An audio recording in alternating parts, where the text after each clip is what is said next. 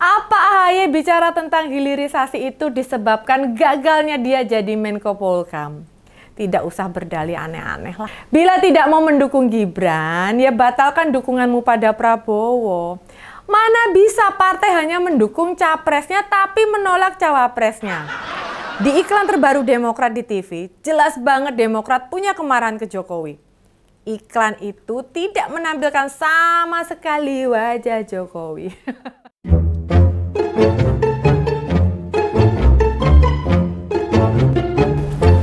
Hai, ketemu lagi di Ngos-Ngosan Ngopini Santai bareng Mbak Yus.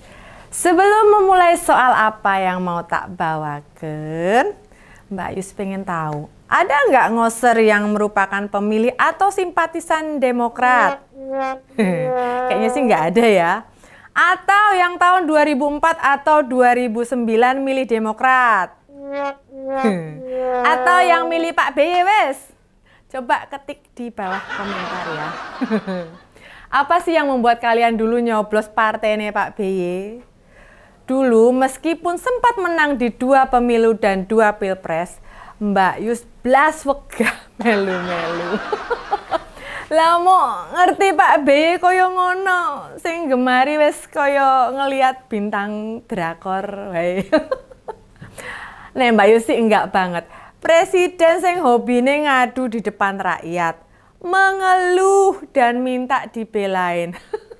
Sing paling tak inget dari Pak B pas bilang ini loh, saya prihatin. Ini malah cocok jadi pemain film deh gitu loh. Banyak pengamat yang bilang Pak BY itu karakter peragu. Makanya sempat nyebut pemerintahan Indonesia itu autopilot. Ngerti lah autopilot? Melaku dewe. Tapi karena cara kerjanya hanya tipu-tipu, jadinya nasib Demokrat sekarang ini makin kabur. Janjane ya mesakne. Partai yang pernah memenangkan pilpres itu kan ya Siti. Setidaknya setelah reformasi loh, ya kan? Kan baru PDIP, PKB dan Demokrat. Belum pernah ada partai lain yang kadernya jadi presiden. Nah, harusnya untuk mengulangi kesuksesan 2004 dan 2009, para petinggi Demokrat kerja dengan benar. Ya toh, kudune kerja dengan benar. Sebagai partai oposisi, bersuaralah dengan lantang, bukan malah diam 1000 bahasa. Dan yang paling disorot ya tentu saja tak lain tak bukan ya Mas AHY. Soalnya kan dia ketua umumnya.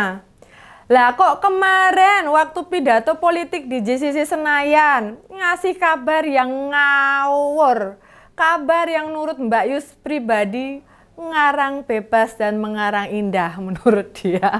Indah menurut dia maksudnya, enggak menurut Mbak Yus.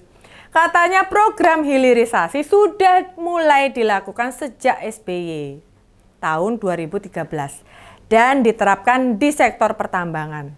Nah, baca berita ini ya, wah wes ngawur model baru. Klaim yang sangat diragukan kebenarannya. Lawang pas 2014 hilirisasi itu belum masuk topik debat pilpres Pak Jokowi sama sekali loh. Saat itu yang dikenal ya jargon kerja. Dan yang satunya lagi revolusi mental. Belum dikenal tuh kata hilirisasi, nanti belibet aku. Lah kok bisa-bisanya bilang hilirisasi diinisiasi zaman Pak BY. Diteruskan Pak Jokowi. Oke, siasi lagi aku ngomongku. Caramu kok ya ora bermartabat ngono to, Mas AHY. Gimana Demokrat bisa jadi partai besar yang disegani? Bolak-balik masih ngandeli bapaknya. Yang genah bikin negara bapak bundas dengan berbagai kasus korupsi. Gini deh, sekarang jangankan bicara hilirisasi. Lah berbagai usaha tambang baik migas dan non migas nggak berhasil direbut balik kok waktu Pak B jadi presiden. Ada Freeport, ada Blok Mahakam, ada Blok Natuna, serta lainnya. Nah, di akhir masa jabatannya pula anak buah Pak B kan banyak yang terjerat kasus korupsi. Bu Sri Mulyani juga mundur dari kabinet waktu itu. Banyak pengamat waktu itu bilang Bu Sri tidak mau melakukan perintah-perintah yang kemudian merugikan negara. Dan katanya terkait soal bailout Bank Senturi. Wes rampung burung ya Bank Senturi. Mas AHY, jika Bapakmu pernah memulai hilirisasi, sebutkan itu di soal apa? Pertambangan. Adakah kebijakan Pak BY saat itu yang dikeluarkan dan memaksa berbagai sektor tidak menjual barang mentah ke luar negeri? Kita juga tahu kok, minyak mentah kita masih dijual ke luar negeri. Pemerintah membiarkannya saja. Tahu kayak gitu ya dibiarin saja gitu. Nah, oh iya, saat Pak BY presiden, petrol yang jelas-jelas merugikan kita nggak ditutup tuh sama pemerintah. Ya tetap buka-buka aja. Begitu pula saat ada kesempatan mereview kontrak karya Freeport. Mulus aja tuh bablas dipegang McMoran dari Amerika. Apa yang kita ingat program yang lumayan beken zaman dulu? Blas gak ono. Sudahlah Mas AHY, zaman Bapakmu berkuasa itu sudah lewat. Masa lalu biarlah berlalu. Dan keberhasilan yang dicatat jauh di bawah keberhasilan Pak Jokowi. Lah, benahi transportasi massal kereta di Jakarta saja gagal loh. Pripun niku Mas?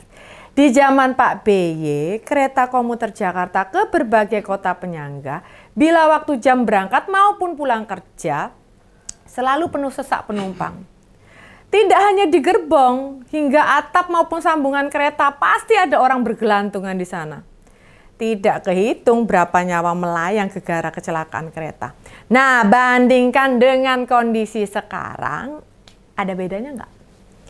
LRT, MRT, kereta cepat, buktinya berhasil direalisasikan zaman Pak Jokowi.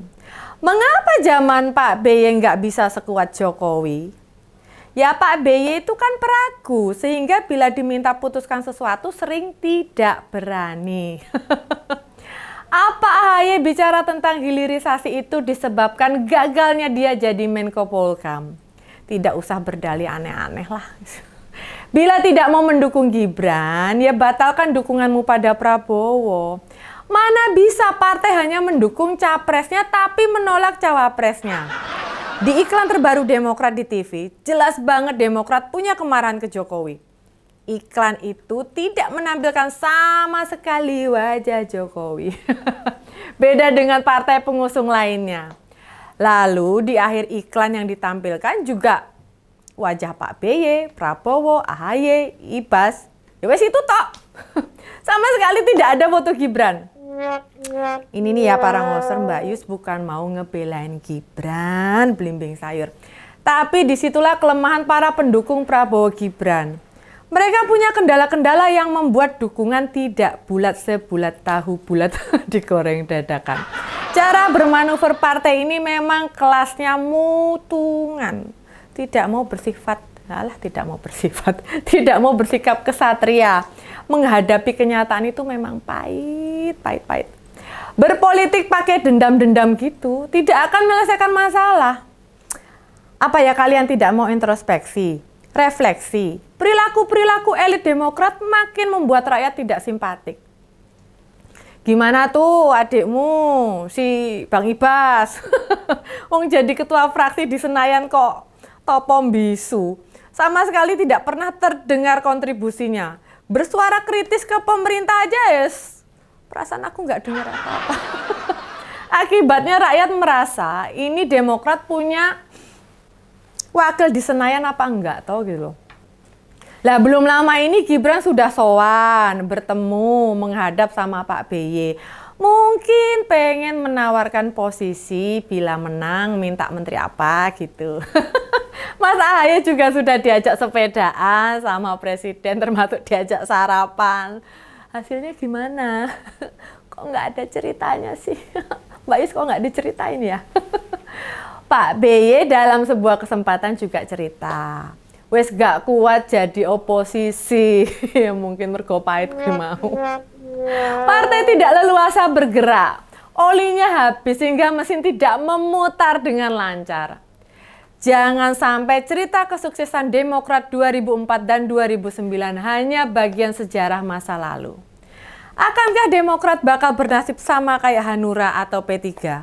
Dulu termasuk partai yang punya kader-kader mumpuni, namun sekarang malah tidak banyak berkontribusi ke rakyat. Dan bisa jadi bila rakyat ditanya, apakah mengenal wakil rakyat dari Demokrat? Mereka pasti bingung menjawabnya. Sama seperti Mbak Yus yang bingung menjawabnya. Daripada bingung, kita sudahi dulu aja ya ngos-ngosan hari ini. Sekian ngos-ngosan ngopini santai bareng Mbak Yus. Kita ketemu lagi di ngos-ngosan berikutnya. Bye!